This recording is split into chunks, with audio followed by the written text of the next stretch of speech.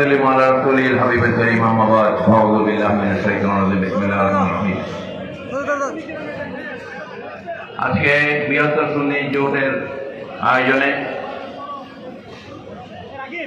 ঐতিহাসিক লালদিঘির ময়দান মদিনাতুল আউলিয়া চট্টগ্রামের আজকে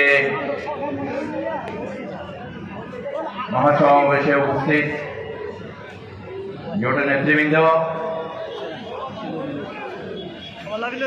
এবং চট্টগ্রামের বিভিন্ন থানা থেকে আগত আসসালামু আলাইকুম ওয়া রাহমাতুল্লাহি ওয়া বারাকাতুহু। এই লালদিঘির ময়দান অনেক কিছু সাক্ষী আছে।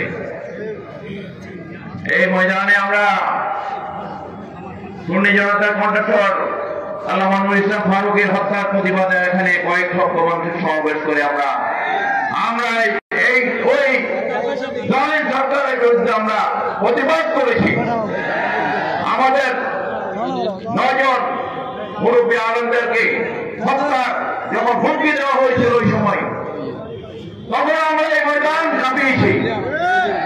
আজকে আবার জাতির এই কঠিন সময়ে ক্রান্তির লগ্নে আমরা আবার এই ময়দানে এসেছি। আমরা সুন্নিরা যখন জাগে মনে রাখতে হবে তখন কিন্তু এটার একটা ব্যবস্থা আল্লাহ করে দেন। সুতরাং এই কঠিন সময়ে বিভক্তিবাদ দিয়ে যে কোনো জাতির স্বার্থে সমস্ত রাজনৈতিক দলগুলোকে একত্রিত হওয়ার আহ্বান জানাচ্ছি। এটা বাংলায় পিঠা ভাগা ভাগের দেশ না। এই দেশ এই বাঙালি এই চট্টগ্রামের জমিন থেকে সিপাহী বিপ্লব থেকে শুরু করে প্রতিটা আন্দোলন সংগ্রাম এই চট্টগ্রাম থেকে কিন্তু নেতৃত্ব দেওয়া হয়েছে। এই দেশের স্বাধীনতার সংগ্রামের নেতৃত্ব এই চট্টগ্রাম থেকে। সুতরাং বর্তমান যে কঠিন অবস্থা বিচারালয়ে যেখানে বিচারকরা নিরাপদ না, বিচারকদের বাড়ি হয়ে তাদের পরিবারও যেখানে নিরাপদ না, তাহলে যারা এই দেশে এখনো বলতে চায় বর্তমান যারা দায়িত্বে আছেন যে এই দেশের আইন শৃঙ্খলা বাহিনী এই আইন শৃঙ্খলা ব্যবস্থা খুব সুন্দরভাবে চলছে, এগুলা পাগলের প্রলাপ ছাড়া কিছু না।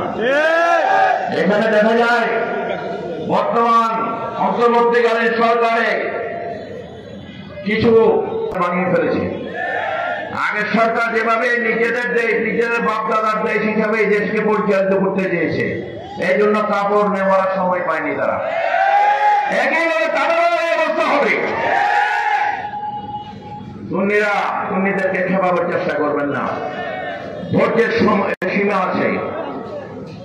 এই দেশের সংখ্যাগরিষ্ঠ মুসলমান সুন্নি জামাতের, এই দেশের সুন্নি জামাতকে নিয়ে যারা কটূক্তি করছে, যারা বলছে সুন্নিরা নাকি এই স্বৈরাচারের দোষর, এগুলা ওই কলা চোরকে বলা হয় এই ঠাকুর মরে কে বলে আমি কলা খাই না। যাদেরকে বৈষম্যের কথা বলে, লুটপাটের কথা বলে, যারা এখন বর্তমানে সরকারের মধ্যে লুটপাট করছে, বলা আগের সরকারকে তারা এই দেশের অর্থনীতিকে ধ্বংস করে দিয়ে, ব্যাংকিং সেক্টরকে ধ্বংস করে দিয়ে এই দেশকে বড় কার্যে বানিয়ে আজকে বর্তমানে বিদেশিদের কাছে এই দেশ লিজ দেওয়ার ষড়যন্ত্র হচ্ছে, আমাদের দেশের পোর্টগুলো দিয়ে দেওয়ার ষড়যন্ত্র হচ্ছে, আমাদের দেশের অর্থনৈতিক খাত যেটার উপর আমাদের দেশ দাঁড়িয়ে আছে সেটা আজকে বিদেশিদেরকে দিয়ে দেওয়ার ষড়যন্ত্র হচ্ছে। আবার এই দেশে সেই ব্রিটিশ বিরোধী আন্দোলনে এই দেশের মানুষ যাদেরকে এই দেশ থেকে বিচারিত করছে আবার তাদেরকে এই দেশে ঢোকানোর চেষ্টা করছে। বাঙালিরা ঘুমিয়ে থাকলেও কিন্তু জেগে থাকে। তারা যদি একবার জেগে ওঠে তারা জানে, তারা অনেকেরই মাথার উপর তুলতে পারে, আবার মাটিটা আসার দিয়ে দাঁড়াতে পারে। সুতরাং এই দেশের মানুষ যেখানে কবর সমানে নিরাপদ না। সুতরাং এইভাবে বৈষম্য কথা বলে যারা আসে বৈষম্য করবে, এদের বিচার এই দেশে হবে। এই দেশে জনগণ কাউকে মাফ করবে না। সুন্নি জনগণ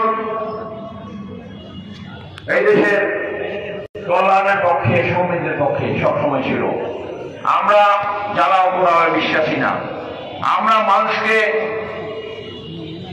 মানুষকে জিম্মি করার বিশ্বাসী না। আমরা এই দেশে শান্তি সমৃদ্ধিতে বিশ্বাসী। ইনশাআল্লাহ তাআলা এই দেশের আমরা একটা সুস্থ নির্বাচন দিতে চাই। অসুস্থ রাজনীতি এই দেশ থেকে বিদায় করতে চাই। হিংসার রাজনীতি এই দেশ থেকে বিদায় করতে চাই। জঙ্গিবাদের রাজনীতি এই দেশ থেকে বিতাড়িত করতে চাই। যারা এই দেশকে অন্যান্য দেশ বানানোর স্বপ্ন দেখছেন, সেটা তারা ভুল স্বপ্ন দেখছেন। এই দেশ বাংলাদেশ ছিল, থাকবে। এই দেশ মুক্তিযুদ্ধের দেশ, এই দেশ সুন্নি জনতার দেশ, এই দেশ দেশপ্রেমিকদের দেশ। দেশপ্রেমিকরা জেগে উঠুন, অন্যায়ের প্রতিবাদ করুন, দুর্নীতির প্রতিবাদ করুন, বৈষম্যের প্রতিবাদ করুন। আল্লাহ আমাদের সবাই এখন নাসরুম মিনাল্লাহ ওয়া ফাতহুল করিম ওয়া বাশশিরিল মুমিনিন। নাসরুম ওয়া আখিরু দাওয়ানা আলহামদুলিল্লাহি রাব্বিল আলামিন। আসসালামু আলাইকুম ওয়া রাহমাতুল্লাহ।